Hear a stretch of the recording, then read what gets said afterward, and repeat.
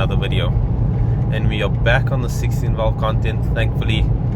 Yeah, I needed to do 20 valve things before I could get onto the 16 valve. I just wanted to get that car running, and now that it's running, we can get onto the 16 valve thing. So I'm on my way to my dad now. We're going to take the 16 valve through to Rudy, just so that we can get it wrapped up, and hopefully in this video we can hear the car start up. That is the goal.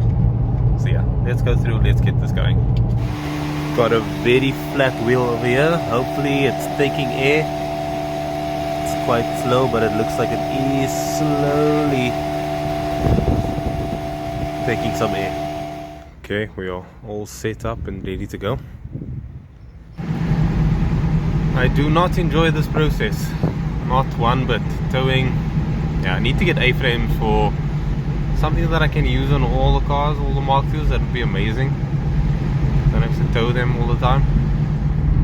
Okay, so I am currently on my way to my parents. I need to go get some 16 valve parts because I cleaned the car and took everything else. So now Rudy needs a whole lot of stuff. So I'm gonna go get that. But the reason I'm in Leah right now is because there's a bit of a noise on the, I don't know, it's like a CV, it's a weird noise. So Rudy told me that there was a bit of CV play passenger side, so I think we'll just replace the CV and then we should be good to go.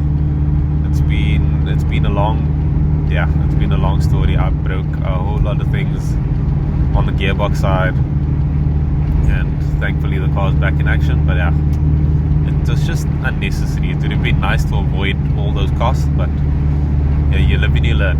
Do not do pulls on bumpy roads. Things go bad. So my screamer pipe came off while I was on my way here.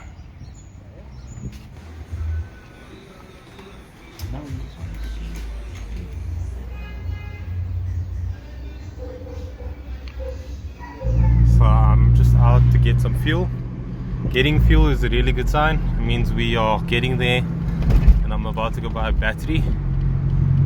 Yeah, it'd be epic if we can get the car started today. That would be a major win.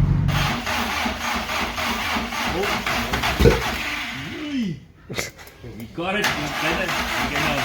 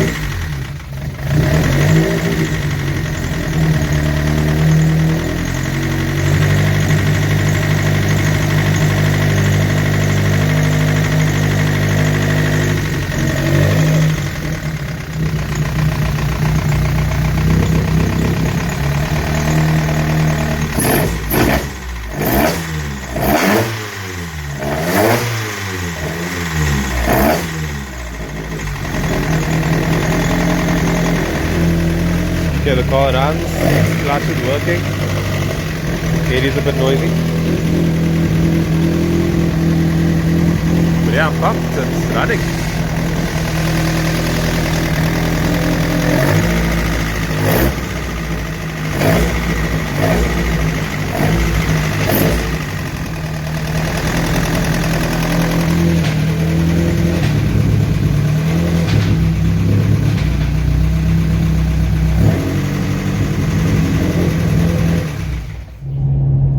Not only do we get a start up in this video, we actually get to see what power the car makes on the dyno. So I'm currently on my way to JBS. He is Rudy's preferred tuner, so that's why I'm not using J2. And let me give you guys a quick rundown on the build. So it's nothing crazy. The goal for the engine was reliability and just decent power from a 60 valve. So it is a 2E bottom end, 83.5 mil 9A pistons, so 40 thou over. Forge crank in the bottom end. Compression is around 11 to 1, give or take. The goal is pump fuel. I might change fuels down the line to some sort of ethanol mix, but for now it's pump fuel. I just wanted to keep it simple. The head is a 9A head, and it was bought and polished by Francois Lowe. Got that head many years ago. It needed a bit of love, so we got that cleaned up. Came out nice.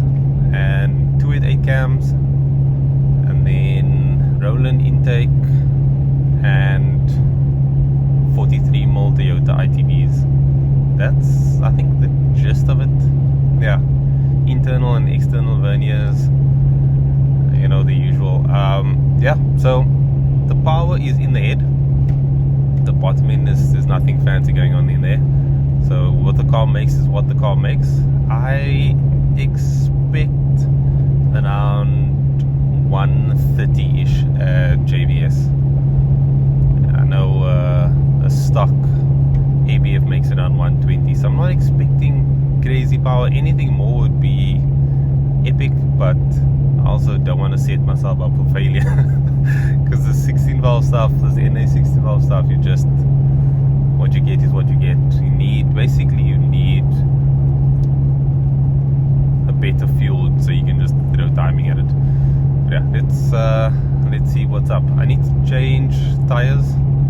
The 14s on there, Rudy's not happy with the tires. The tires are crap. So I brought other tires with. And we just do a swap there, and then we send it. So wheel swap. This is the tires not looking great.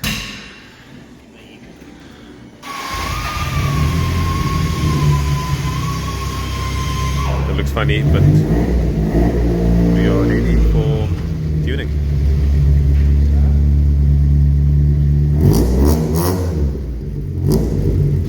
It's raspy.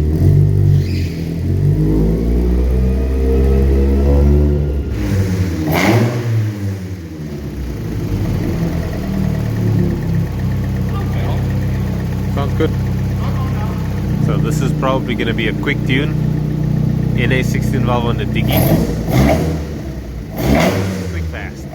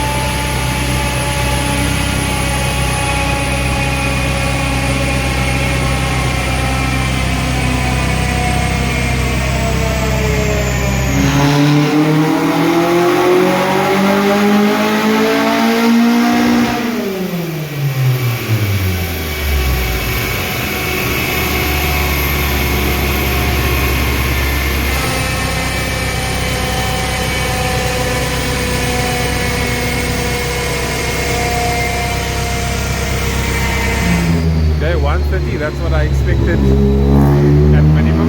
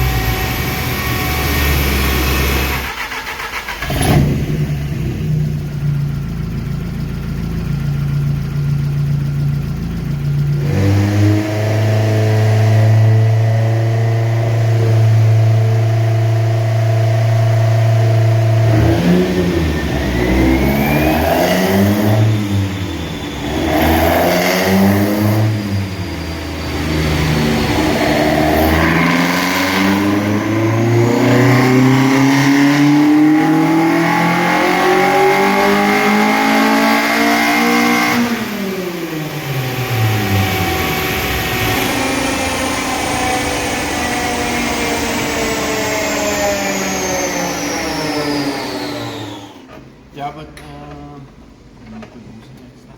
yeah, so probably gonna have to loosen that. Put on PVC, put this mic knob back, loosen that, loosen this, and then turn this here.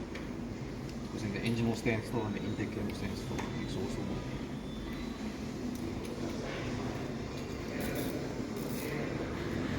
Okay, so Alvit is currently busy with the cam timing. So previous run, the car made 131 and then they advanced the timing and it was touching.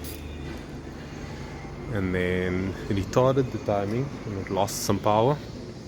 So now they are making adjustments to try and find a happy medium. I'm not expecting it to make much more power.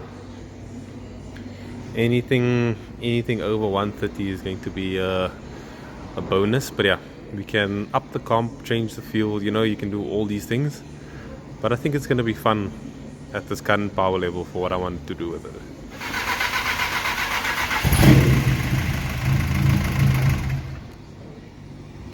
Touching.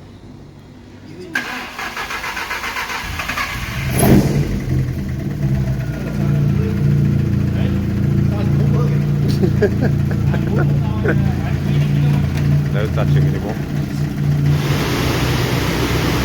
Okay, so let's see what it does after some cam timing adjustment.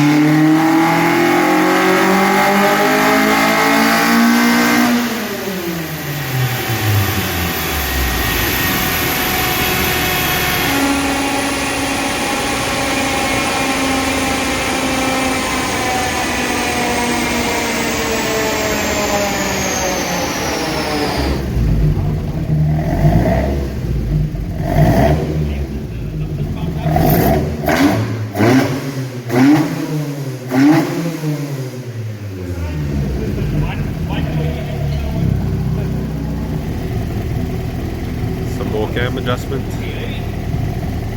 Cam timing is a slow burn, constant adjustments,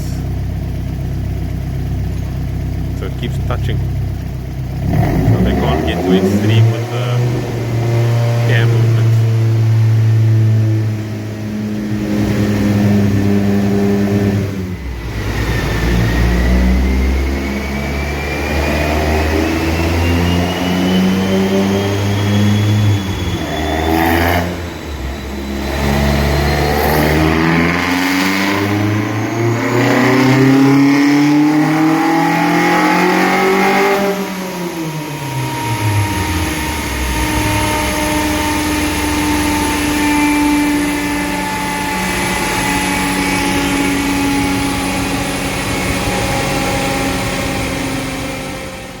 So I think that 134 is probably going to be the number.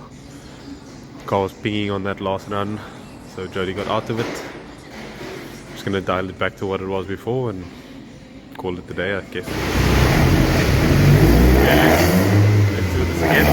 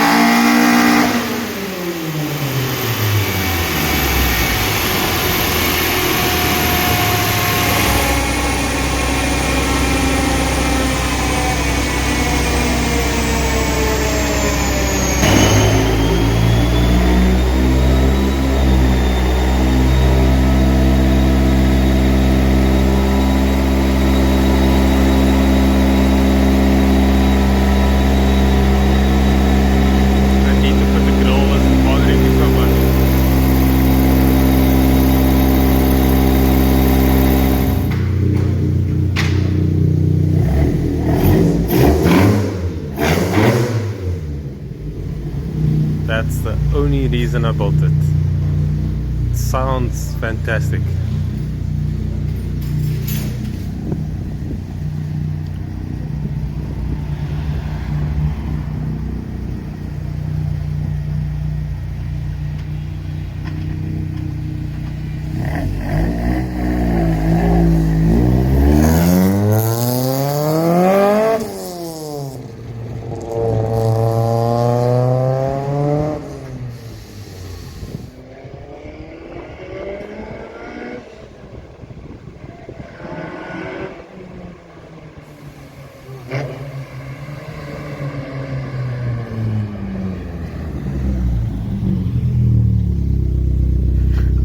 That sounds so good.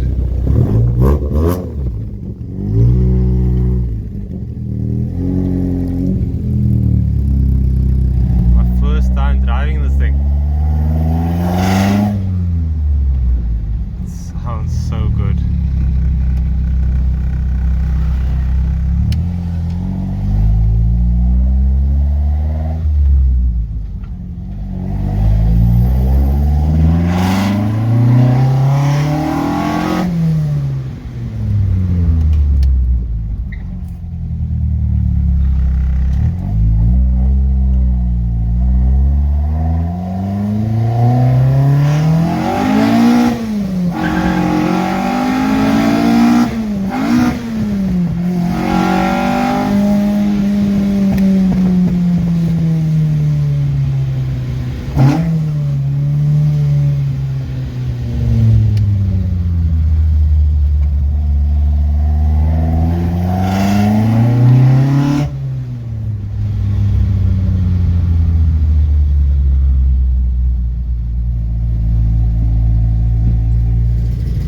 The oil's a little low. That's my fault. Oil was just pouring out here. That's why the lifters are noisy.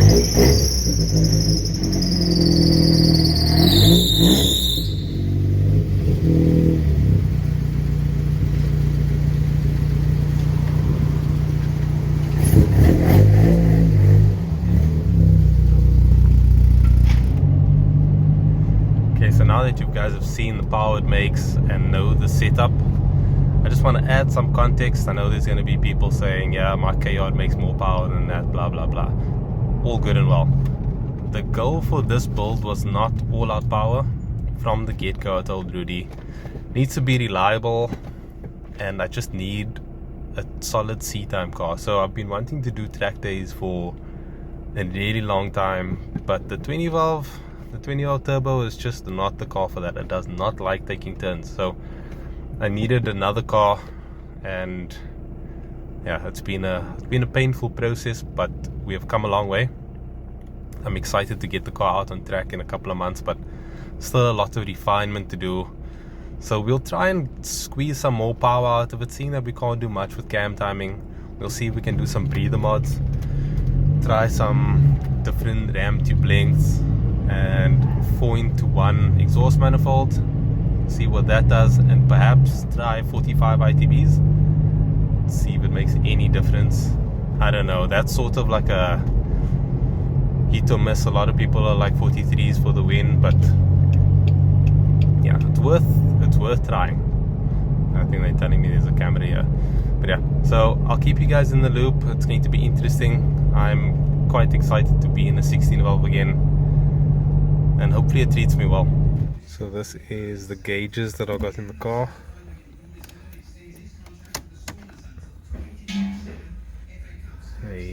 They do some things. We had some issues with the cluster. There was a 16 valve cluster in the car, but just doing funny stuff. Anyway, so 8 valve cluster with high mileage it is. Just put a grill to it. The badge for the lose. So I raised up the rear, dropped the front a little bit.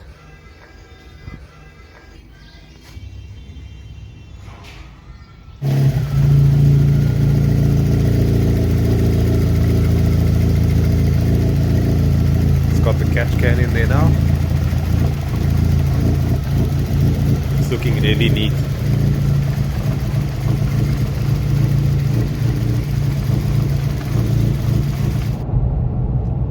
I am so pumped. I didn't think we would make so much progress so quickly. Flip, I can't believe it. The car is, dude, it's running. I've driven it for the first time since owning it for like 8 months.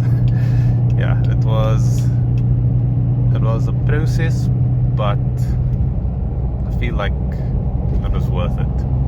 Like now that I've driven it, I'm like, yeah, I'm very happy. The car performs well, sounds great, and it just needs a couple more things. So it's breathing a bit too much, so it doesn't have a windage tray in it at the moment, and we need to add a little more baffling but crankcase breather, because on those 8 valve blocks the oil just gets in there so easily and just gets pushed up into the catch can. So that's something we need to sort out. There's a couple more things. It's got like a dizzy leak, which I had before, and the lifters are a bit noisy after you drive it a bit hard.